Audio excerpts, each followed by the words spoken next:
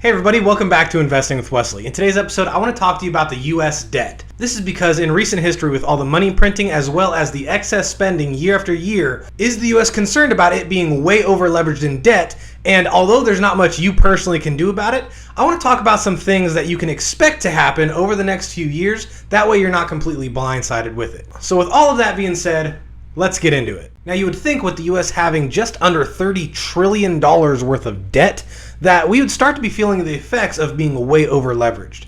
And the truth is we are, but the truth is the US is not concerned whatsoever with what number shows up on how much debt they owe. And this is because of the extremely low interest rates that the US is actually paying towards these debts. Now the short answer to why the US's multi-trillion-dollar debt doesn't matter is that it all comes down to the GDP, the gross domestic product produced by the United States. This is basically our economy and how much resources, goods, and services we are selling to generate a profit. As long as the GDP continues to rise, the US has zero concerns about possibly defaulting on their debt, especially when the government bond coupon prices are anywhere from 0 to 1%. We're talking extremely low interest rate that the US government is paying on all their debts. Now, like I said, that's the short answer. The real answer is much longer, and that's because the US government and the Federal Reserve are experimenting with a brand new monetary policy. Now, in olden times, the US government would issue bonds to raise money or to carry their debt. Now, these bonds would be issued and bought by either the Federal Reserve, other businesses and banks, yourself, or even foreign investors. The US government would pay interest on those debts, and then after a specified period of time, like all bonds work,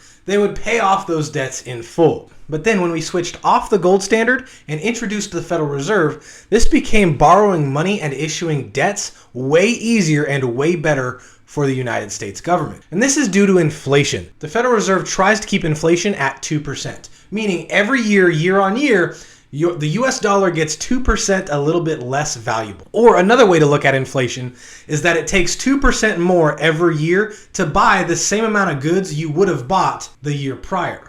So why is inflation good for the United States debt? Well, just like I said, inflation is the act of devaluing the dollar in the future. So if you take on loads of debt right now to support all the spending you're doing, and then just pay the interest and carry those debts as long as you can into the future, because there's more and more money printing going on and more inflation, meaning more and more dollars hitting the market, there'll be that much more dollars to pay for the loan that you took out many years ago. So like I said, long term, the Fed tries to keep inflation anywhere from 2 to 3%. And if the US government is offering bonds at less than 1%, then that means actually if they hold those bonds long term and hold those debts long term, only paying the interest, they're actually coming out ahead on that debt. Because when they pay you back in full in the future, you'll still see the same dollar amount that you invested in those bonds with. But unfortunately, that dollar amount has actually gotten less valuable than when you initially gave it to the US government. Basically, what I mean by this is that the longer the US holds onto their debt, when they have to pay that debt back, it'll actually be easier to pay back in the future because there'll be so much more dollars printed by then. A quick example of this is something I'll put up on the screen,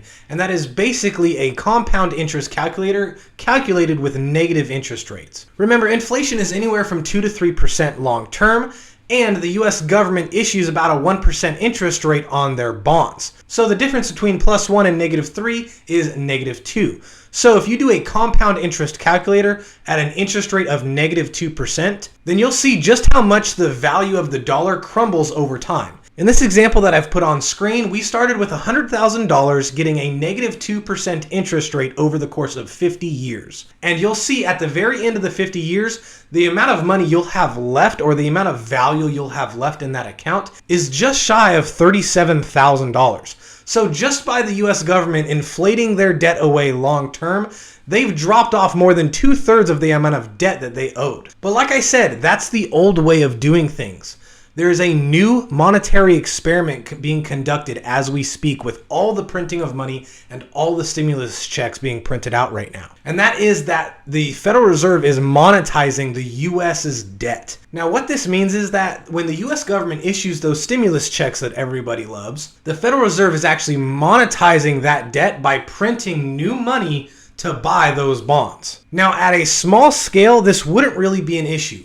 But because we're talking an entire government and an entire banking system, we're also talking about the possibility of extreme hyperinflation. Now, what do I mean that the Federal Reserve is monetizing the US government debt? Well, basically how it works is that as the government issues those stimulus checks to businesses and individuals, the Federal Reserve in turn is printing and creating brand new dollars to buy that government's new debt. Now, whenever the Federal Reserve prints and creates a lot of dollars all at once, this has no other option but to create inflation.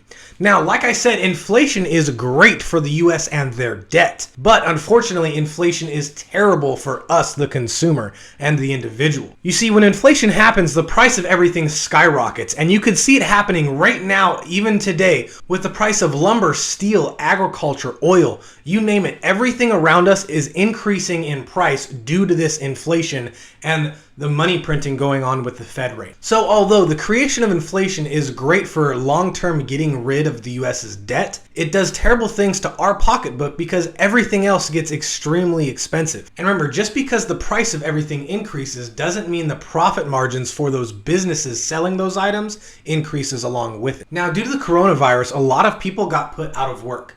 So a lot of businesses are in need for the help now that things are reopening again. But the issue is these businesses aren't making any money because the entire economy has been shut down for a while. So because they're making hardly any money, they will probably not increase the amount they're paying their employees. So as employees get paid the exact same before the pandemic as they do now, although now the money is worth just a little bit less due to inflation, you can see why people are in desperate need for all the help that they need right now. And this is again where the US government steps in, and this is the second half to that monetary experiment I talked to you about earlier. Because of inflation, everyone continuously needs just a little bit more money to make ends meet and to buy the same lifestyle that they've been used to. So the government has gotten into the habit of printing more and more stimulus checks to give it to the people. But like we just talked about, as they issue more and more stimulus checks, the Federal Reserve has to create and print more and more money to monetize that debt.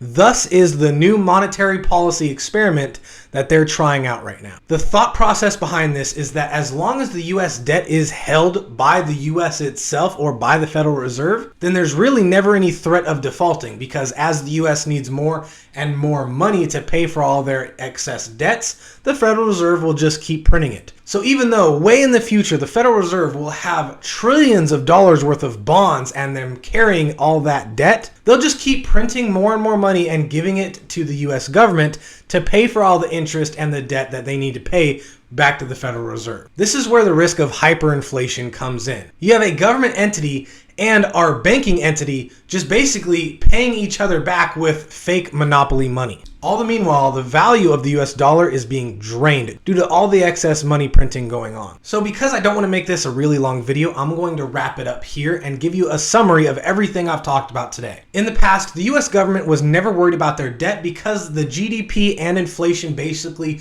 took care of it. So it didn't matter how much debt they had because all of the increases was being taken care of. In recent history, because the GDP has remained stagnant due to this pandemic and everything being shut down, the Federal Reserve stepped in and tried a new monetary policy experiment. And this is where basically they monetized the US government's debt. But the problem with monetizing the US government's debt is that it is a one-way ticket to hyperinflation. Now remember, the US doesn't care about inflation because it helps them with their debt burden. But regular inflation as well as hyperinflation is terrible for you and your cost of living. So if you've understand everything I've said so far, then the biggest warning I have for you right now is to do whatever you can to fight this inflation. Don't put your money in anything that's not beating inflation. So get rid of money market accounts, get rid of your CDs, get rid of all those things because yes, they're safe and they're guaranteed, but they're not going up at the pace of inflation, and we will soon see the effects of hyperinflation. Really, when it comes to this kind of economic policy, there's only two ways to beat it. One of them is more safe than the other. The first one is commodities. As the value of everything else goes up, the commodity prices of everything goes up as well. As an example, if you held onto gold, silver, or even crude oil, you would know the price of crude oil has gone up because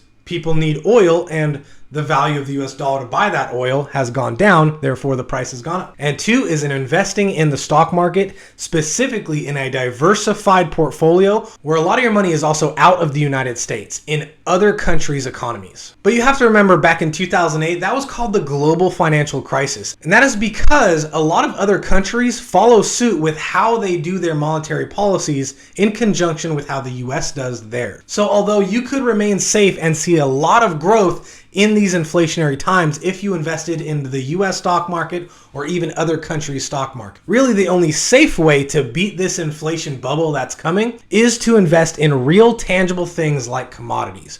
Gold, silver, crude oil, agriculture, things of that sort. Because even in an era of global depression, gold will still be valuable, silver will still be valuable, and crude oil will still be valuable. So these things are considered storeholds of wealth.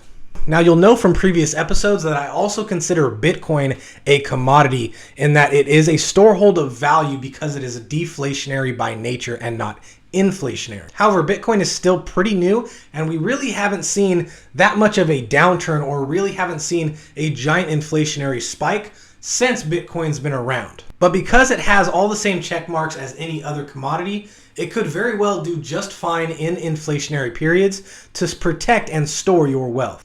I hope you got value from this video today. If you did, please remember to like and subscribe because it really helps the YouTube algorithm get this channel out there. I also have a dedicated Facebook and Instagram account, so if you ever had a question, comment, or just wanted something addressed, feel free to reach me there just because it's a lot easier to message people back and forth and keep track of the conversations I'm having rather than commenting and replying to everyone here in the YouTube comments section. Either way though, the choice is yours and I'll see you in the next episode.